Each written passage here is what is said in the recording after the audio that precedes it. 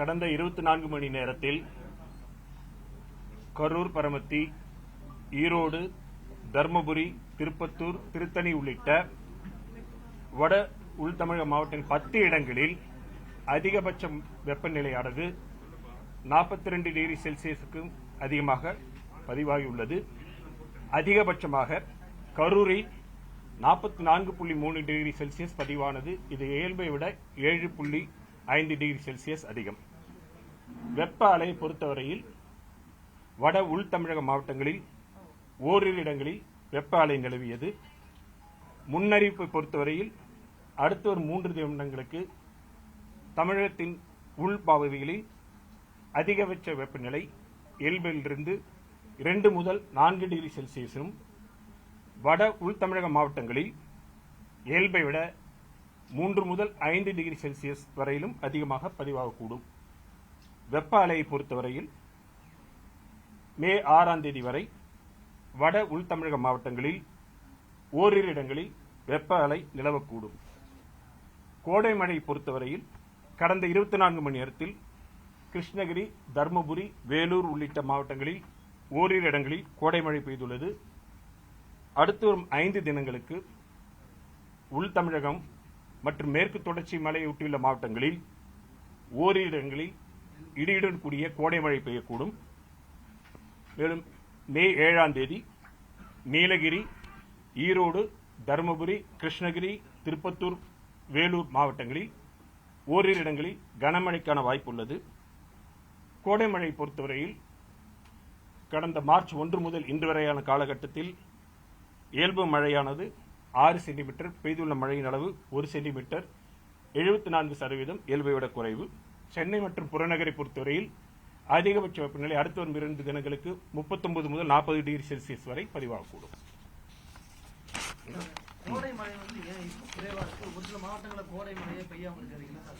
கோடை மழை பொறுத்த வரைக்கும் பருவமழை மாதிரி ஒரு பெரிய மழை இல்லை. அதனுடைய இயல்பு அளவே குறைவாக இருக்கும்.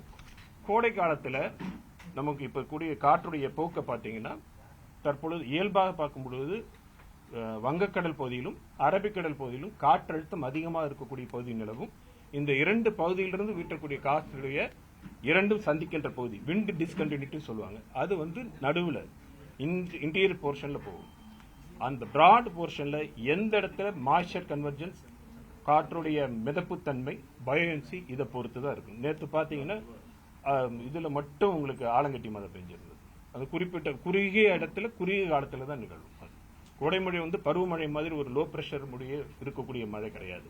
ஏன்னா வெப்பம் அதிகமாக இருக்கக்கூடிய காலகட்டத்தில் ஸ்டெபிலிட்டி பொறுத்து இருக்கு, மாய்ச்சர் கன்வர்ஜென்ஸ் பொறுத்து இருக்கு. இதெல்லாம் பொறுத்து பகல் நேரத்துக்கு மேல கன்வர்ஜென்ஸ் உருவாகி கன்வெக்ஷன் டெவலப் ஆகி அப்படிதான் செல்ஸ் ஃபார்ம் ஆகும். அதனால அது அப்படி இருக்கக்கூடிய சூழ்நிலை பார்க்கணும். தற்போதைய நிலை வரைக்கும் வாய்ப்பு இல்லை. அதான் கோடை மழை தான். அது கோடை மழைக்கு தான் இதுதான் சொல்றோம். விண்ட் டிஸ்கண்டினியூட்டி லைன் இன்டீரியரா போகுது. மேற்கு திசை வடக்கு திசை காற்று உள்பகுதியிலும், தெற்கு திசை மற்றும் கிழக்கு திசை காற்று சந்திக்கின்ற பகுதி இன்டீரியர் தமிழ்நாட்டில் போகும். அதுல மத்தியானத்துக்கு மேல செல்ஸ் ஃபார்ம், தண்டர்ஸ்டார்ம் செல்ஸ் ஃபார்ம் ஆகி டெவலப் ஆகி நகர்ந்து மழை கிடைச்சாதான்.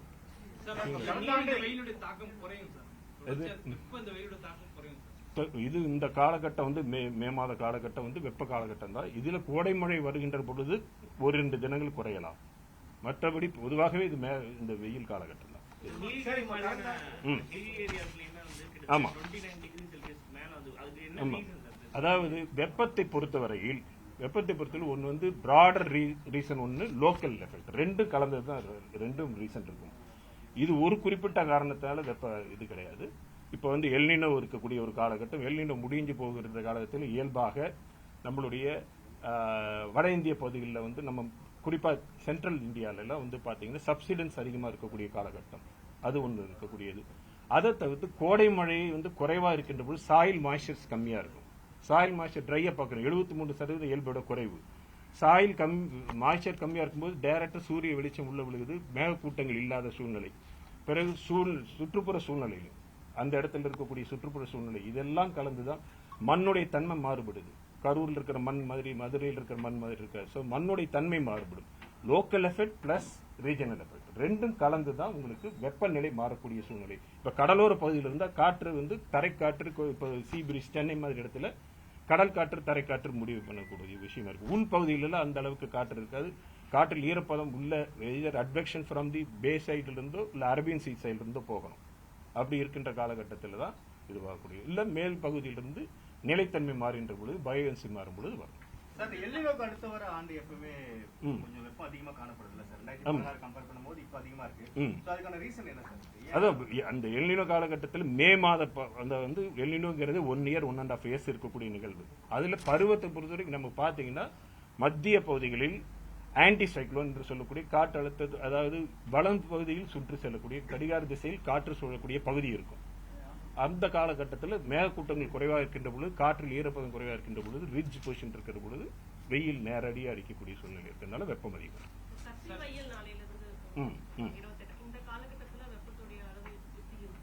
இப்பொழுது பார்த்தீங்கன்னா முதல் ஒரு வாரத்துக்கு பார்க்கின்ற பொழுது நமக்கு வந்து தமிழக பகுதியில் நம்ம சொன்ன மாதிரி குறிப்பாக உள் தமிழகம் மற்றும் வட தமிழக பகுதிகளில் வந்து 3 to 5 டிகிரி செல்சியஸ் வரை பதிவாகக்கூடும்.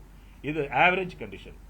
இடையில கோடை மழை பெய்தால் 1-2 தினங்கள் குறையலாம். பிறகு வந்து வெப்பம் அதிகரிக்கும். இந்த காலகட்டம் வந்து வெப்பமான காலகட்டம். சார் உள் மாவட்டங்களை கம்பேர் பண்ணும்போது நம்ம சென்னை வந்து வெப்பம் கம்மியா பதிவானாலும் அதோட வெப்ப உணர்வு அதிகமா தெரியுது. ஈரப்பதம் சேர்கின்ற பொழுது அசௌகரியம் நம்ம சொல்றோம் இல்லையா, வெப்ப இது வந்து ஹாட் அண்ட் ஹியூமிட் கண்டிஷன்.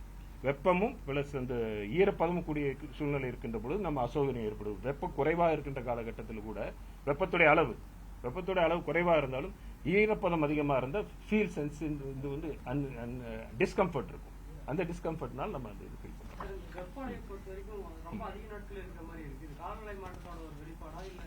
அதாவது காலநிலை மாற்றத்தில் எல்லா ஒரு காரணத்தால மட்டும் வர முடியாது. எல்லாமே கலந்த சிச்சுவேஷன் ஏற்ற இறக்கத்தோடு இருக்கக்கூடிய விஷயம் தான். இப்ப இந்த வெப்ப இது பாத்தீங்கன்னா கடந்த ஏப்ரல் மாதத்தை பொறுத்த வரைக்கும் பார்த்தோம்னா சராசரியா பார்க்கின்ற பொழுது ஈரோட்டில் 6 தினங்கள் ஹீட் வேவ் இருந்திருக்கு, கரூர்ல 4 தினம் இருந்திருக்கு. அதே சமயத்துல ஈரோடு பொறுத்த வரைக்கும் 27 நாட்கள் 40 டிகிரி செல்சியஸ்க்கு மேல அதிகமா பதிவாயிருக்கு. 27 நாட்கள் வந்து 40 டிகிரி செல்சியஸ்க்கு மேல பதிவாயிருக்கு. ஆனா இதுல எல்லாம் வரும்பொழுது 3 தினங்கள் தான் 2 தினங்கள் தான் 40 டிகிரி செல்சியஸ் வரை பரவா இருக்கு.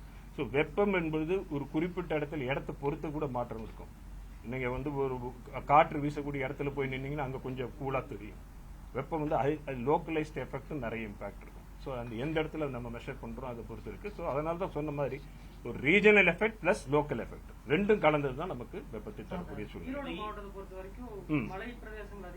இருக்கக்கூடிய வாய்ப்பு இருக்கு. ஏன்னா நாமக்கல் இந்த பகுதியில் பாறையில் வெப்பத்தை பகல் நேரத்தில் வாங்கிட்டு வெளிக்கூட செல் இருக்கும், மண்ணுடைய தன்மை மாறக்கூடிய சூழ்நிலை இருக்கு. இதெல்லாம் கலந்தது தான் உங்களுக்கு. காற்றுடைய வேகம் இல்லாமல் இருக்கக்கூடிய சூழ்நிலை இருந்தால் we will feel more temperature. April மாதத்துடைய சராசரி பார்த்தீங்கன்னா கடந்த மாதத்துடைய சராசரி பார்க்கின்ற பொழுது கடலோர மாவட்டங்கள் 36 டிகிரி செல்சியஸிலிருந்து உள்ள வந்து 42 டிகிரி செல்சியஸ் வரைக்கும் பதிவானது சராசரியா பார்க்கும் பொழுது. சராசரியிலேயே திருப்பி இயல்பிலிருந்து டிஃபரன்ஸ் வந்து இது இயல்பிலிருந்து விலகல். சராசரி பார்க்கின்ற பொழுது உள்ள வந்து 3 to 4 டிகிரி செல்சியஸ் வரைக்கும் பதிவாக உள்பகுதியில் பதிவாயிருக்கு.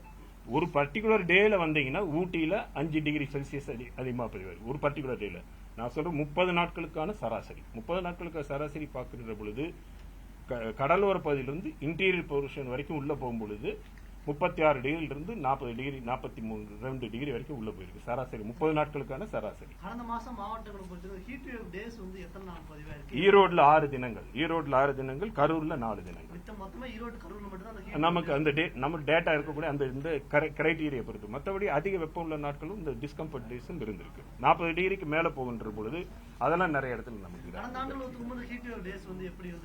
இது வரைக்கும் கொஞ்சம் 2-3 தினங்கள் அதிகமா தான் இருக்கு. இது வரைக்கும் இருக்கக்கூடியது ஹீட் வேவ் டேஸ். இது ஏப்ரல் மாதத்தில் 2-3 தினங்கள், பொதுவாக 8 தினங்கள் தான் நமக்கு சொல்லுவோம்.